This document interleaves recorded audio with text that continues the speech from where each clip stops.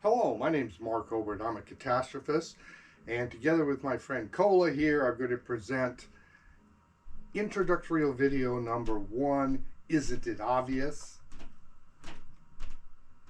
And we'll go through the preliminary information, the references, which are displayed here, essential concepts of catastrophic thinking. The begins and ends with caveat, the 12 tools of catastrophic assumptions, values, expectations, and analysis and thinking. Begins and ends with thinking. Think back, and then down at the bottom, think again. That's what we're going to illustrate here. And the perspectives and tools of thinking are in The Art of Thinking, also a poster available on the website, Catastrophic Thinking. The point of all catastrophic thinking is to make better public policies for next time. It begins with wisdom. All thinking should. Only a fool learns from his own mistakes. The wise man learns from the mistakes of others. Otto von Bismarck. A prudent person learns from personal experience. A wise person from the experience of others. You know how plans are supposed to go, with definition, initiation, planning, execution, monitoring and control, and finally closure, ending with a review, and then after it's reviewed, then close it. But what really happens, and this is true of catastrophic planning as well as every other type of management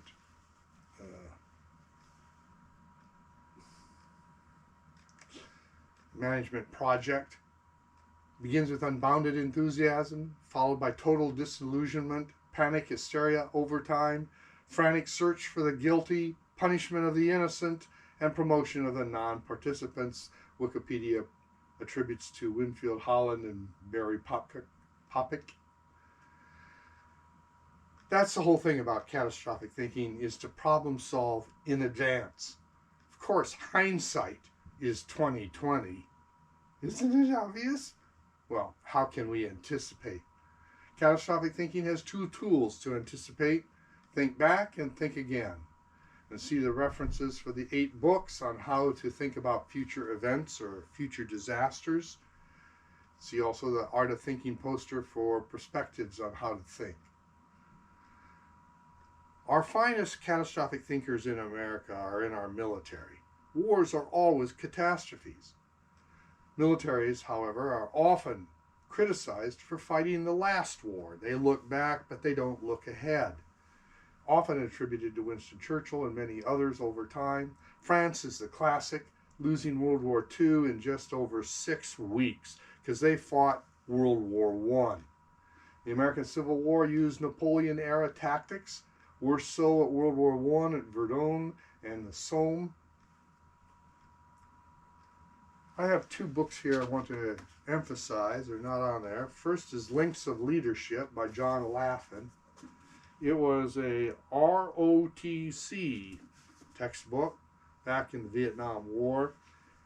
It is the most frustrating book I ever read because it had such a great thesis and it so often failed to follow through on what the links were or what the current leadership at the time were looking back at, and they had no proof of it. Of course, the American military went through its own fiasco in Vietnam, and so here's another book, Getting It Right, the reforms after the Vietnam War that led to our better performance in the Gulf War and beyond, done again in Macedonia, 1993. The military is replete with examples of projects that have gone wrong, campaigns, battles. Custer's Last Stand has a whole shelf in my library. I have another shelf that's just dealing with military blunders and mistakes. You know, in the Spanish Civil War, 1936-1939, Nazi Germany tested their weapons and their combat doctrines, supporting Franco. They learned a lot. Today, Russia blundered into Ukraine and has shown what the next generation of warfare will look like with missiles, drones, cyber sabotage. U.S. and military establishments around the world are taking note, testing our weapons and doctrines without spilling American blood. We should be fully supporting Ukraine. It's only to our benefit to have the Ukrainians. The Ukrainians are pretty smart. They're not making many mistakes over there. They have pioneered missiles and drones in ways that we should learn from. But catastrophes are not wars. We don't get dress rehearsals. Well, actually we do. They're called disasters. Little catastrophes. They're a catastrophe for a community, not the world.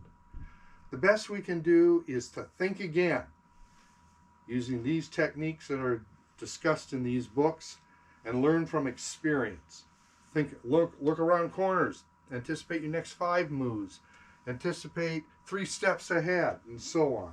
They're all here and in the references at the start of this presentation. The techniques to thinking again include audits, criticisms. You know, if the media and pundits say, why didn't you think of that? Hindsight is 20/20, of course, and the media, the pundits, the experts are always willing to weigh in afterwards, after they know how it came out. But surveys, soliciting ideas from the participants and from the public, problem solving of any obvious failures and costly mistakes that happened during the catastrophe or disaster. Re-examine your assumptions. What trends emerged that were not anticipated? Ask the smart questions. Just a few ideas. What difficulties did we have to improvise for? What plans were made up on the spot? What did we not know? What surprised us? How could it, whatever it is, have been avoided? How were we lucky? It's a good thing the bridge didn't go out. And what did we wish we had more or had more of? More ways to think again. The Art of Thinking has a whole bunch of perspectives. Go through that list. Brainstorming is one of them, and that's by leaders and experts. Talk it over. Look, I thought you had that. No, I thought you had that. Look for consensus that misled us, and groupthink. Game films in any football, high school, college, pro. Game films are a classic example of think again. How will historians compare and contrast us with other times in the past? Let's apply think again to a real disaster.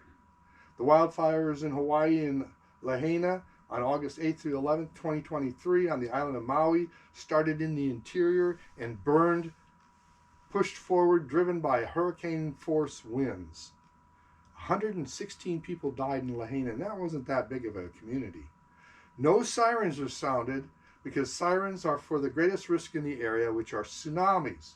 The population was trained to head for the hills and higher ground and safety from tsunamis. The problem was the fire was coming down from the hills, and so they didn't sound the siren. So isn't it obvious now? Sirens should communicate automatically about what kind of hazard is happening.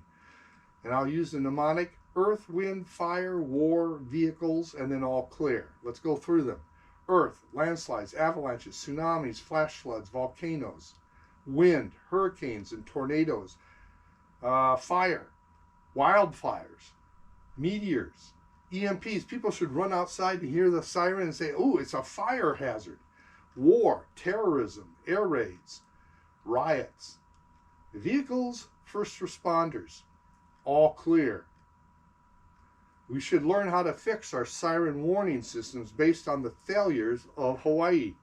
Different sound patterns for different hazards. Emergency vehicles could remain as they are because they're using Doppler effects, distance, and direction to communicate a lot of information.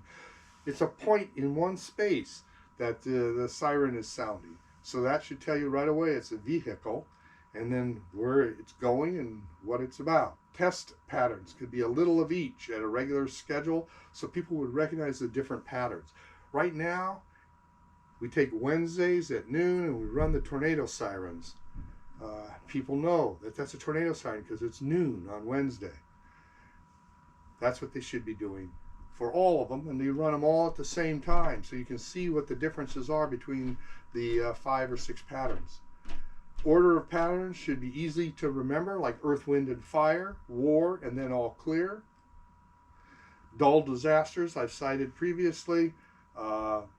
Daniel Clark, Stefan Derkon says that our political leadership doesn't have incentives to spend money on different siren systems. I suggest they should. Every siren system should be phased out and replaced with a multi-hazard warning system. The protocol should be adopted on a nationwide basis, not even on a state level, so that any citizen anywhere in the country would hear the sirens go off and know not only that there's something bad happening, but what it is. That's an essential concept. Reformation of siren protocol at the national level is, in my humble opinion, an essential concept. YouTube channel, the Caveat Mind, and the website, Catastrophic Thinking, are dedicated to bring essential concepts to you. And then I will have an appendix at the end of this film with key slides highlighted. We have things under construction, they're constantly changing. Like, subscribe, comment, share, etc. Trademark, and I will end every video with the same way, with a prayer for peace.